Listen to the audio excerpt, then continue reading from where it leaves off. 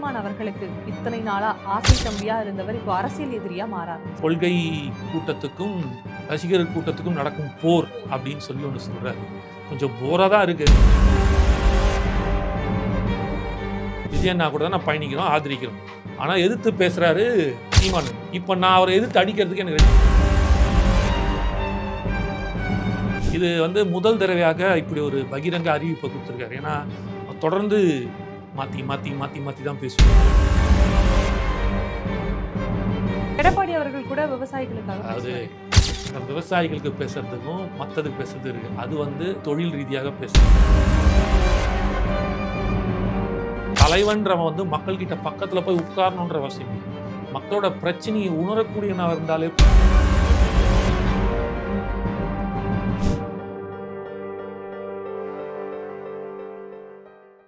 வணக்கம் சார். வணக்கம் மேடம். சீமான் அவர்களுக்கு இத்தனை நாளா ஆசை தம்பியா இருந்தவர் இப்போ அரசியல் எதிரியா மாற ஆரம்பிச்சிருக்காரு. இது எப்படி பாக்குறீங்க? முதல்ல நீங்க கேட்ட கேள்விக்கு பதில் சொல்றதுக்கு முன்னாடி ஒரு 2 நாள் முன்னாடி இதே டேக் 1ல ஒரு இன்டர்வியூ கொடுத்துருந்தோம்.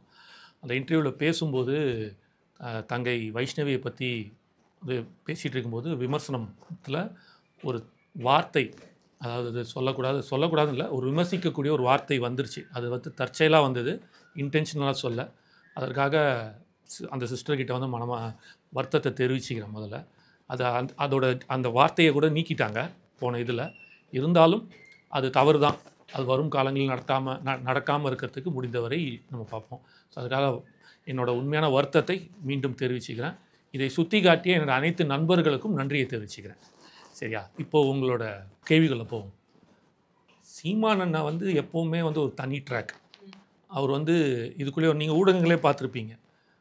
எப்போ செயற்குழு கூட்டத்தில் விஜயண்ணா பாஜகவுடன் கூட்டணி இல்லை, நேர்முகமாகவோ மறைமுகமாகவோ யார் கூட்டணி வைத்திருந்தாலும் அவர்களுடன் கூட்டணி இல்லை அப்படின்றது அவர் தெளிவுபடுத்திட்டார். அப்போவே என்ன பண்ணிட்டாங்கன்னா மீடியாஸில் மும்முனை போட்டி அப்படின்னு சொல்லிட்டாங்க. ஸோ சீமானண்ணா கன்சிடரேஷனுக்குள்ளேயே வரல. நீங்கள் சொன்னது ஒத்துக்கலாம். அதாவது இனி என்னென்னு கொள்கை கூட்டத்துக்கும் ரசிகர் கூட்டத்துக்கும் நடக்கும் போர் அப்படின்னு சொல்லி ஒன்று சொல்கிறாரு. கொஞ்சம் போராக தான் இருக்குது அவர் பேசுகிறது வர வர. இருந்தாலும் அண்ணன், அதனால் அவருக்கு ஒரு என்ன சொல்லலாம், ஒரு லீனியன்சி, போடா இருந்துட்டு போடா பரவாயில்ல நம்ம பையன்டா அப்படின்னு சொல்லுவாங்கள்ல, அந்த மாதிரி. இது முதல் தடவையாக இப்படி ஒரு பகிரங்க அறிவிப்பை கொடுத்துருக்காரு. ஏன்னா தொடர்ந்து மாற்றி மாற்றி மாற்றி மாற்றி தான் பேசுவார். முதல்ல என்ன சொல்வார், நானும் தம்பியும் பேசிட்டோம், நாங்கள் 2 பேர் சேர்ந்து உங்களுக்கு பிடிக்கலையா, சேர்ந்ததுக்கப்புறம் பாரு என்ன நடக்க போகுது பாரு அப்படின்னாரு. அதுக்கப்புறம் தம்பி ஒன்று வலது பக்கம் போ இல்லை இடது பக்கம் போ, நடுவில் போனால் லாரி அடித்து சேர்த்து போடுவேன் அப்படின்னாரு. திருப்பி அது என்ன இருந்தாலும் கொள்கையாக இருந்தாலும் இருந்தாலும் அவன் தமிழன், என் தம்பி, அவன் என்ன எதிர்த்தாலும் நான் அவனை எதிர்க்க மாட்டேன், நான் அவனுக்கு என்னோடய மறைமுக ஆதரவு எப்போவுமே இருக்கும் அப்படின்னாரு. திருப்பி எதிர்த்தார், திருப்பி ஆதரித்தார். ஸோ இது தொடர்ந்து அவர் கொண்டாடி நேற்றுக்கு எதிர்த்துருக்காரு. அது ஏன் பேசு பொருளாக மாறிச்சு அப்படின்னா, அவர் 2 நாள் முன்னாடி போயிட்டு முதலமைச்சரை பார்த்துட்டு வந்தார். அதனால் இது பேசு பொருளாக மாறியிருக்கு. ஸோ அதனால் இப்போ கைக்கூலி ஆகிட்டார், பணம் வாங்கிட்டார், அதனால் பேசுகிறாருன்னு சொல்கிறாங்க. நம்ம எப்போவுமே உண்மை அறியாமல் நம்ம பேசுகிற பழக்கம் கிடையாது. ஸோ அது நமக்கு 100% இது உண்மை, இதனால தான் அப்படின்னா நம்ம கண்டிப்பாக விமர்சிக்கலாம். அந்த கருத்துக்கு நம்ம எதிர்த்து பேசலாம். அப்படி இல்லை அப்படின்றபோது இது தற்செயலாக நடந்துச்சா? ஏன்னா மனுஷன் ஒரு ஃப்ளோவில் பேசிட்டார். சொல்லணும்னா ஒரு லைட்டர் வைனில் சொல்லணும்னா மிக்சிங் சரியில்லை, அதனால் நடந்துச்சு. இல்லை மிக்சிங்னா நீங்கள் தப்பாக எடுத்துக்க இல்லை மேடம், நான் சொன்னோடனே சிரிக்கிறீங்களே, இது அந்த அர்த்தத்தில் இல்லை, அந்த வார்த்தை மிக்சிங் நான் சொல்கிறேன். பேசும்போது அந்த வார்த்தைகள் வருது இல்லை, அந்த மிக்சிங்கில் ஏதோ மிக்ஸ் ஆயிடுச்சு, அதனால் வந்ததாக தான் நான் பார்க்குறேன். ஒருவேளை வரும் காலங்களில் இப்போ அவர் சொன்னார்ல, எனக்கும் உனக்கு தான்டா போர் அப்படின்னு சொல்லிட்டார் இல்லையா, இந்த போரை அவர் அக்ரிவேட் பண்ணுறாரு, இன்னும் ஒரு என்ன சொல்ற, ஒரு முழு வீச்சோடு எடுக்க போகிறாரு அப்படின்னா அதுக்கப்புறம் கண்டிப்பாக அண்ணனுக்கு ஒரு தக்க பதிலடியை கொடுக்க வேண்டிய சூழ்நிலை ஏற்படும். ஏன்னா எப்போவுமே தமிழ்நாடு கட்சி இது வரைக்கும் எல்லாரையுமே கருத்து ரீதியாகவும் சரி விமர்சனங்களும் வச்சுருக்கும். கருத்து ரீதியாக தான் எல்லாருக்குமே அவங்க செய்கிற தவறுகளோ எதுவாக இருந்தாலும் நம்ம கொள்கை ரீதியாக எதுவாக இருந்தாலும் வைக்கணும். ஆனால் சீமானனுக்கு மட்டும் எப்போவுமே நாங்கள் ஒரு ஸ்பெஷலான ஒரு இது உண்டு அவருக்கு. பர்டிகுலராக நான் இருக்கேன். ஏன்னா ஒரே தலைவன், நான் எல்லாத்துலேயும் சொல்லிகிட்டு இருக்கேன், எனக்கு தெரிஞ்ச வரைக்கும் இந்த சமகாலத்தில் ஒரே தலைவன் மண்வளம், இயற்கை வளம், கனிம வளம், மரவளம், நீர்வளம், இது எல்லாத்தையும் பேசக்கூடிய ஒரே மனிதர் அவர் தான், ஒரே தலைவர் அவர் தான், கட்சி தலைவராக. வேறு எந்த கட்சியாவது பேசி பார்த்துருக்கீங்களா? யாருமே பேச மாட்டாங்க. ஸோ அந்தளவுக்கு அவர் மண்ணை நேசிக்கிறாருன்ற ஒரு தமிழனா எனக்கு அது மேலே ரொம்ப எடப்பாடி அவர்கள் கூட விவசாயிகளுக்காக அது பேசுவாரு. மேடம் விவசாயிகளுக்கு பேசுறதுக்கும் மற்றதுக்கு பேசுறது இருக்குது. அது வந்து மனிதன், அது வந்து தொழில் ரீதியாக பேசுறது. நான் அதை பற்றி பேசுறது. நான் சொல்கிறது இயற்கைகள். மாட்டுக்கு கால்நடைக்கு ஒரு மாநாடு போடுறாரு. அது ஒரு பப்ளிசிட்டிக்காக பண்ணாங்கன்ற மாதிரி சொல்லி நீங்கள் அப்படி பார்க்குறீங்க. நீங்களும் பப்ளிசிட்டி பண்ணுங்க, போடுங்க, காக்காய்க்கு மாநாடு போடுங்க பப்ளிசிட்டின்னு சொல்லிட்டு ஏற்றுக்கலாமா? அப்படி இல்லை, அந்த எண்ணத்தை பார்க்கணும். புரியுதுங்களா? எதுக்கு அதுக்கு இப்படி பண்ணுறாரு? ஏன்னா இப்போ எல்லாருமே சிரிச்சிட்டு இருக்காங்க. எல்லோரும் என்ன சொல்கிறாங்க அப்படின்னா, ஆக்சுவலி இப்போ அண்ணன் எதிர்த்ததுனால நான் பேசினேன்னா அப்புறம் நான் அண்ணன் ஏதோ சாதகமாக பேசுகிறேன்னு நினச்சிருவாங்க. கண்டிப்பாக கிடையாது. என்னடா நேற்று வரைக்கும் விஜயண்ணாக்கு ஆதரவாக பேசிட்டு இருந்தான், இன்றைக்கி சீமானுக்கு பேசுகிறான், மாறிட்டானோன்னு. சத்தியமாக இல்லை. ஆனால் எனக்குமே அப்படி தோணுது. இல்லை மேடம், அப்படி இல்லை. அவர் மேலே ஒரு சாஃப்ட் கார்னர் உண்டு, எப்போவுமே உண்டு. அது வந்து அவர் தான் அதை நிலைநாட்டிக்கணும். அதை வந்து அவர் வந்து குறைய அவர் மேலே இருக்கிறது எங்களுக்கும் அது கூடிக்கிட்டே போகும். அந்த சாஃப்ட் கார்னரில் ஒரு கோபம் அது அண்ணன் பண்ண மாட்டேன். அதுதான் நான் சொல்கிறேன்ல, அது வந்து அவர் ஒரு வாண்டடாக சொன்னதாக இருக்காதுன்னு நான் இப்போவும் நம்புகிறேன். ஸோ நிறையா 2 நாளாக அதை பற்றின பேச்சுகள் போகுது. இவர் பணம் வாங்கிட்டார், திராவிடத்தை எதிர்த்து திடீர்னு போயிட்டு இவங்களை எதிர்க்கிறாரு, போகிறாரு, வராருன்றாரு. இப்போது அவர் பாயிண்ட், அதனால தான் நான் வந்து அதை பெருசாக எடுக்காமல் இந்த ஃபர்ஸ்ட் டைம்னால. ரெண்டாவது, இவர் சினிமாவில் இருக்கிறவங்கன்னு சொல்கிறாரு. இவரே சினிமாவில் இருக்கிறவர் தானே. ஒரு டைரக்டராக இருந்தார், இப்போ கூட நடிச்சிட்டு இருக்காரு.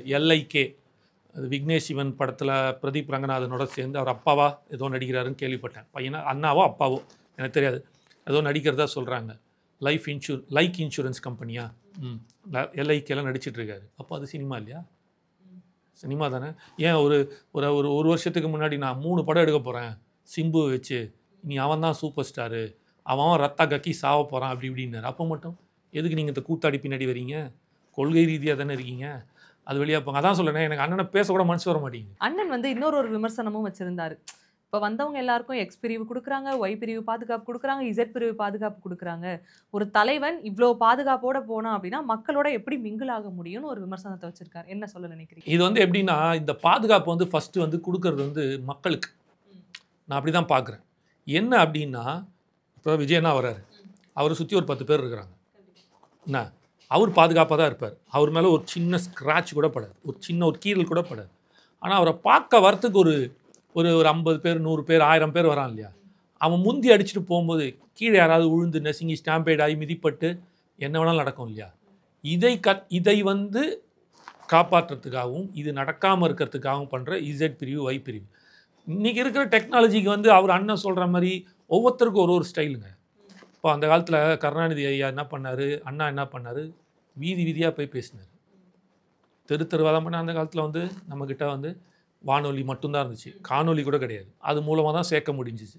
இன்று வந்து ஒரு தலைவன் வந்து ரோடுக்கு தான் போய் நிற்கணும், மக்களை அப்படி தான் பார்க்கணுன்ற அவசியம் கிடையாது. ஒவ்வொருத்தருக்கும் ஒரு ஸ்டைல் இருக்கும். இன்று வந்து இது மூலமாகவே தெரிஞ்சுக்கலாம், மீடியா மூலமாகவே. ஏன்னா ஒவ்வொருத்தரும் இன்றைக்கி ஜேர்னலிஸ்ட்.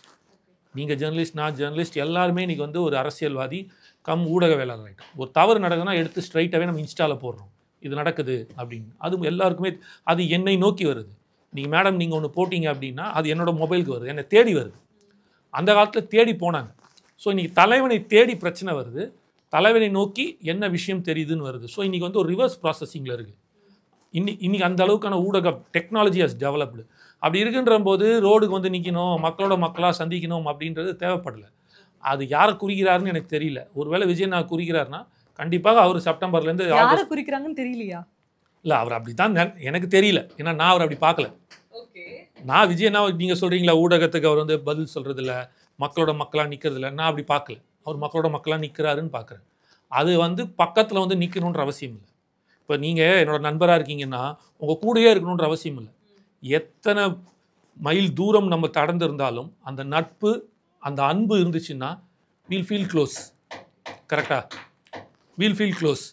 அமெரிக்காவில் இருந்தாலும் நண்பன் தான், அந்த நட்பு இருக்கும். இல்லை, பக்கத்து சீட்டாக இருந்தாலும் பிடிக்கலன்னா அந்த டிஸ்டன்ஸ் இருக்க தான் செய்யும். இது கணவன் மனைவி உறவிலேயே இருக்குது. ஒரு உதாரணத்துக்காக நான் சொல்ல வரேன். எத்தனை 1000 மக்கள் தாண்டி தன் கணவன் போய் தன் குடும்பத்துக்காக வேலை செஞ்சாலும் ஸ்டில் தேல் ஃபீல் க்ளோஸ். மிஸ் பண்ணுறோன்ற ஒரு ஃபீல் இல்லாத கணவனும் இருக்காங்க, மனைவியும் இருக்காங்க இல்லையா? அந்த மாதிரி தான் இதுவும். ஸோ தலைவன்றவன் வந்து மக்கள்கிட்ட பக்கத்தில் போய் உட்காரணுன்ற அவசியம் இல்லை. மக்களோட பிரச்சனையை உணரக்கூடியவனாக இருந்தாலே போதும். அப்போ அதை எப்படி தெரிஞ்சுக்கிறான்னா, இன்னும் இந்த நவீன டெக்னாலஜி இருக்குல்ல, அது மூலமாக தெரிஞ்சுக்கலாம். இப்போ நீங்கள் இத்தனை கேள்விகள் கேட்குறீங்க, உங்களுக்கு என்ன விஜய் நான் பேட்டி கொடுத்தாரா? அப்புறம் எப்படி தெரியுது? அப்போ அவர் இதெல்லாம் சொன்னார், இதெல்லாம் செஞ்சார், இதை எப்படி பார்க்குறீங்க, இதை எப்படி பார்க்குறீங்கன்னு கேட்குறீங்களே. அப்போ அவர் வந்து இதை எல்லாத்தையும் பார்த்துட்டு அதுக்கு ஒரு விடை கொடுக்குறாரு. அது உங்களுக்கு தெரியுது. Adaptation to the technology. அவர் வந்து இன்னைக்கு ஜென் இதில் இருக்கார் அண்ணன். ஸோ அதனால் அவர் அந்த அந்த இதுக்குள்ளே மூவ் ஆகிட்டு இருக்காரு. ஸோ நீங்கள் வேற ஒரு விதத்தில் இங்கே இருக்கிற பிரச்சனை தெரியுமா மேடம், எல்லார்கிட்டையுமே ஒட்டுமொத்த அந்த நம்மளோட ஹியூமனோட சைக்காலஜிக்கே என்னென்னா ஈகோ தான் பிரச்சனை. அது நமக்கே தெரியாத சில ஈகோஸ் இருக்கும். எனக்கு ஈகோவே இல்லாமல், ஆனால் உண்மையில் அவனுக்கும் ஈகோ இருக்கும். ஏன்னா நான் செய்வது தான் கரெக்ட். எதுக்கு முட்டு கொடுக்குறான்னு நினைக்கிறீங்க? தவறே செஞ்சாலும். ஏன்னா நான் அந்த கட்சியை ஆதரிச்சிட்டேன். இப்போ அந்த கட்சியை நான் எதிர்த்து பேசிட்டேன் அப்படின்னா அவனுக்கு நான் முட்டு கொடுக்குறேன்னு ஆகிடுவோம். இப்போ நீங்கள் என்ன கேட்டீங்க, எனக்கு நான் ஆதரிக்கிற கட்சி தாவேக்கா, விஜயண்ணா கூட தான் நான் பயணிக்கிறோம், ஆதரிக்கிறோம். ஆனால் எதிர்த்து பேசுகிறாரு சீமானண்ணன். இப்போ நான் அவரை எதிர்த்து அடிக்கிறதுக்கு எனக்கு 2 நிமிஷம் ஆகாது. ஆனால் அதில் என்ன நடக்குன்னா, அது என்னன்னே தெரியாமல் நம்ம பேசும்போது நான் உருட்டுறேன், முட்டு கொடுக்குறேன், என்னோட ஈகோ வந்து நிற்கிது. நீ எப்படி சொல்லலாம் அப்படின்ட்டுன்னு. அது வரும் காலங்களில் பார்த்துட்டு தான் சொல்லணுன்ற ஒரு அனலைசேஷன் வேணுன்றதான் நான் பார்க்குறேன். அப்போது இப்போ கண்மூடித்தனமாக திமுக ஒருத்தன் ஆதரிப்பான் அப்படின்னா ஏன் அப்படின்னு கேட்டிங்கன்னா, நான் அப்போலேருந்து ஆதரிச்சு நிற்கிறேன். ரைட்டியா? அப்போ ஆதரிக்கும் போது ரைட்டு. அதிமுக அப்போ ஆதரிக்கும் போது எம்ஜிஆர் இருந்தார், அண்ணா இருந்தார். இப்போ ஏன் அப்போலேருந்து ஆதரிக்கணும்? அப்போ என்ன, நான் அவனுக்கு ஈகோ, நான் தான் கரெக்டாக இருக்கேன் அப்படின்னு. அந்த மாதிரி ஒவ்வொருத்தருக்கும் ஒன்று. ஸோ இப்போ ஒவ்வொருத்தர் ஒரு ஒரு ஸ்டைல்.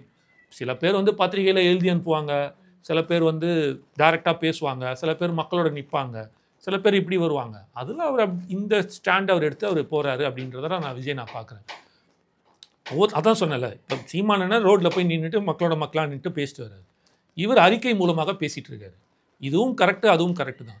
ஆனால் மக்கள் எதை ஏற்றுக்கிறான்னு பார்க்கும்போது அது 26ல் தெரியும் கரெக்டாக இருக்குமா இல்லையான்னு. களத்தில் இறங்கி போராடலனாலும் அவர் ஒரு பணியை செஞ்சுட்டு இருக்காரு. இல்லை மேடம், நீங்கள் நான் என்ன சொல்ல வரேன்னா, ஒரு காலத்தில் நமக்கு அரசியல் எப்படி தெரியும் என்றால் அறிக்கைகள் மூலமாகவும் கருத்து இது வந்து வரும் ஒவ்வொருத்தர்கிட்டேருந்தும்.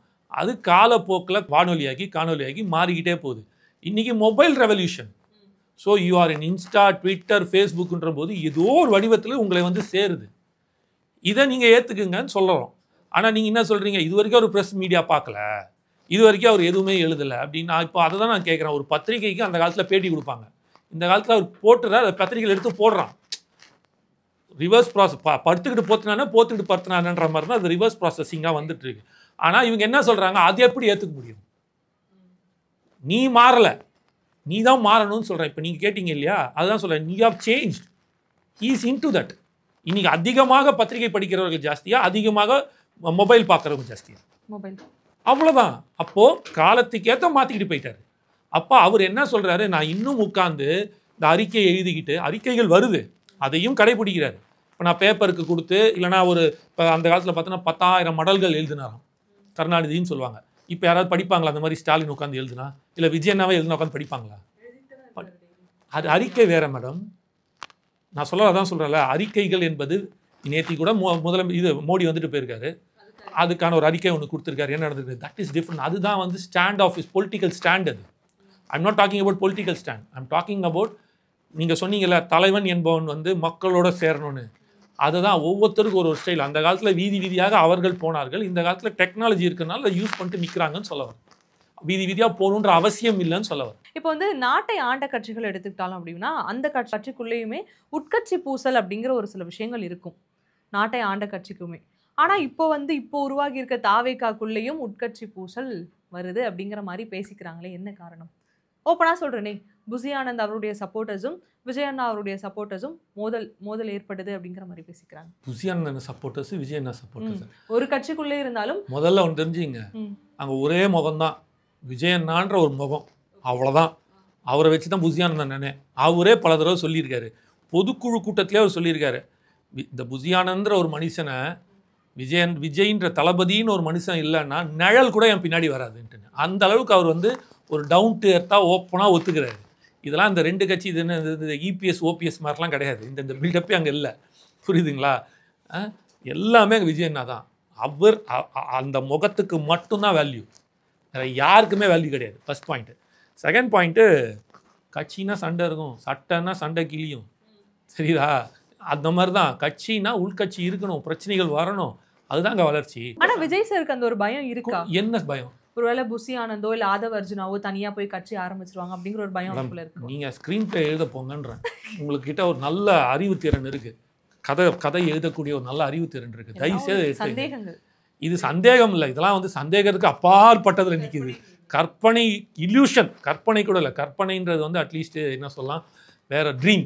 திஸ் இஸ் இல்யூஷனில் நிற்கிது. அப்பெல்லாம் நான் மறுபடியும் சொல்கிறேன், ஒரு முகத்துக்கு மட்டும்தான் அங்கே வேல்யூ, அவ்வளோதான். மற்றவங்க எல்லாருமே செகண்டரி. யாராக இருந்தாலும் A to Z நீங்கள் வச்சிங்க. அது புதியான அண்ணனையும் சேர்த்து தான் நான் சொல்கிறேன். அவரே அதை சொல்கிறாரு, என்னை தளபதின்னு ஒரு மனுஷன் எனக்கு இந்த பொறுப்பை கொடுக்கல அப்படின்னா இந்த இடத்துல என்னை வச்சு கொண்டாடலை. அவரே சொல்கிறார், என்ன அவர் தான் கொண்டாடுறேன்னு சொல்கிறார். அவர் தான் என்னை இந்த அளவுக்கு மரியாதை கொடுத்து உட்காந்து வச்சு இதை பண்ணலைன்னா என் நிழல் கூட என் பின்னாடி வராதுன்றார்.